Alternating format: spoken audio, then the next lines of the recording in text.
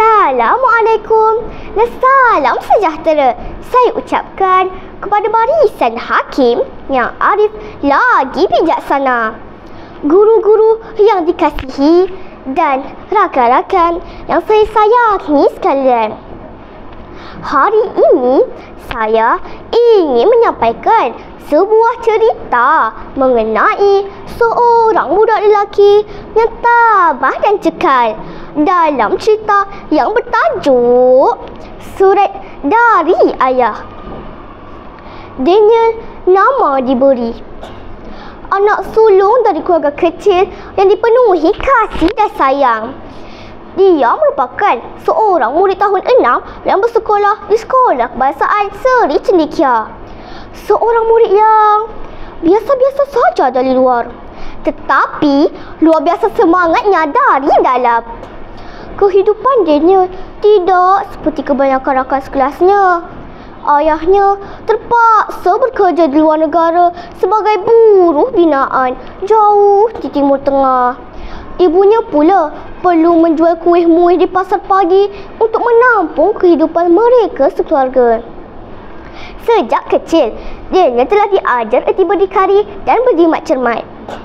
Namun begitu, ada satu perkara yang sangat bermakna bagi Daniel. Setiap bulan, tanpa gagal, ayahnya akan menghantar sepucuk surat tulisan tangan dari jauh. Surat yang penuh dengan kata-kata semangat, harapan dan nasihat. Daniel menyimpan setiap surat-surat itu di dalam sebuah kotak kayu kecil yang disembunyikannya di bawah katil. Apabila dia rasa sedih, penat atau kecewa, dia akan membaca surat-surat itu semula, satu persatu, dengan berbagai perasaan yang bercampur antara rindu, sedih dan gembira. Namun begitu, Daniel sering menjadi bahan ejekan rakan-rakannya.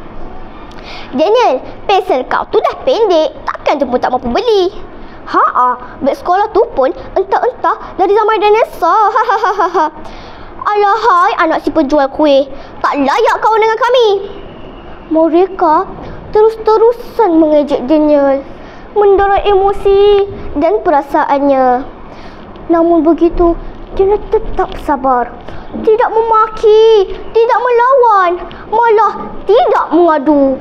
Sebaliknya, dia diam-diam berkata dalam hati, "Aku belajar bukan untuk dipuji, tetapi untuk menampung kehidupan keluargaku."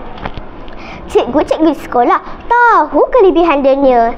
Meskipun serba kekurangan, tetapi Daniel ialah pelajar paling rajin dan sentiasa mendapat keputusan cemerlang. Suatu hari, pihak sekolah mengumumkan satu pertandingan bercerita peringkat daerah. Murid yang terbaik akan dipilih untuk mewakili sekolah. Cikgu Salmi, guru bahasa Melayu, terus mencalonkan nama Daniel. Mula-mula, Daniel terkejut. "Saya cikgu, tapi saya pemalu. Saya tak pandai bercakap depan orang. Saya tak mahulah cikgu." Cikgu hanya tersenyum. "Daniel, awak tidak perlu menjadi paling lantang. Awak hanya perlu bercakap dari hati." Cikgu Salmi terus memberi kata semangat kepada Daniel. Setelah berfikir, Daniel menerima cabaran tersebut. Setiap malam selepas matu ibunya membungkus kuih, dia akan berdiri di hadapan cermin dan berlatih berceritanya. Suaranya perlahan tetapi penuh perasaan. Cerita yang dipilih, cerita tentang hidupnya sendiri, tentang surat-surat dari ayahnya. Seminggu sebelum pertandingan, Daniel menerima satu lagi surat dari ayah. Tetapi kali ini surat itu berbeza. Di dalam surat itu tertulis, "Ayah minta maaf sebab tak dapat balik. Tapi ayah percaya Daniel boleh buat yang terbaik. Ayah tak dapat peluk Daniel sekarang, tapi ayah peluk Daniel dengan doa setiap malam. Menang atau kalah bukan penting.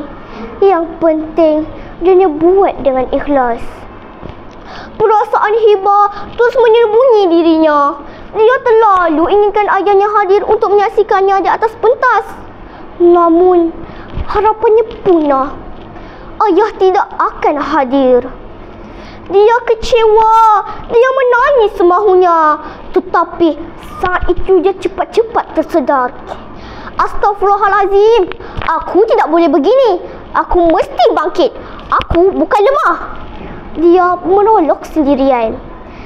Dan dia teringat sebuah sajak yang sering diulang-ulang olehnya untuk menaikkan semangat dirinya.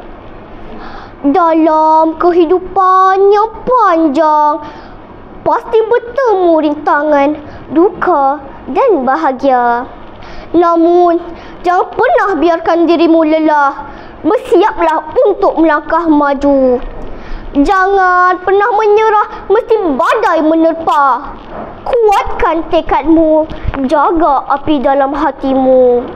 Dalam perjalanan yang penuh rintangan dan impian, kau adalah pahlawan dalam cerita hidupmu. Hari pertandingan pun tiba. Dewan besar itu dipenuhi dengan murid-murid, guru-guru dan hakim-hakim yang duduk dengan serius. Dan ia berdiri di atas pentas dengan lutut menggigil. Dengan suara yang tenang, dia mula bercerita. Ceritanya tentang kasih sayang seorang ayah yang berjauhan, tentang surat-surat yang menjadi cahaya dalam gelap, dan tentang seorang anak yang ingin mengubah nasib keluarganya. Semua orang terdiam. Ada yang mengesat air mata. Kata-kata dia ringkas tetapi tulus menusuk hati.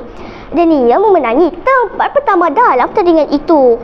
Yang paling penting, dia telah menyentuh hati semua orang, termasuklah rakan-rakannya dulu mengejeknya. Kawan-kawan, apakah pengajaran dari cerita ini? Pertama, jangan pernah pandang rendah pada sesiapa. Di sebalik wajah yang biasa, mungkin tersembunyi semangat luar biasa. Kedua, kasih sayang keluarga ialah kasih sayang yang paling hebat. Meskipun jauh di mata, tetapi ia tetap dekat di hati. Dan yang ketiga, kejayaan tidak datang dari kemewahan, tetapi ia datang dari usaha, doa dan ketulusan hati. Sekian saja cerita saya pada hari ini. Semoga kita semua terus kuat walau apapun cabaran dihadapi. Sekian, terima kasih.